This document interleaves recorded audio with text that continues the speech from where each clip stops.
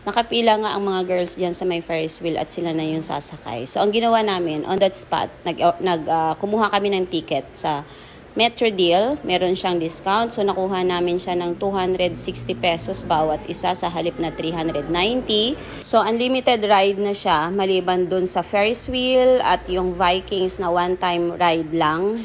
And then the rest na mga rides ay unlimited na siya. Pwede ka nang pabalik-balik. So, ayan na nga sila. Pero ako, gusto ko sanang sumakay. Kaya lang nalulula ako. May fear of heights ako. Kaya hanggang tingin na lang kami. Hanggang tingala na lang kami nila tatay dito sa baba. Alam ko nag-e-enjoy yung mga bata. At isa pa, kung gusto mong kumuha ng souvenir, meron silang photographer sa baba. 150 pesos ang bayad. At ang sakay nito ay isang ikot lang. Mabagal naman. So, may enjoy mo yung view. Makukuha mo yung 360 view pagdating dun sa taas. So, ayan, Marites time, nagtuturo na kung sino yung natakot sa taas. Di ba? Nag-enjoy naman yung mga batuta. So, yun lang. Thank you for watching.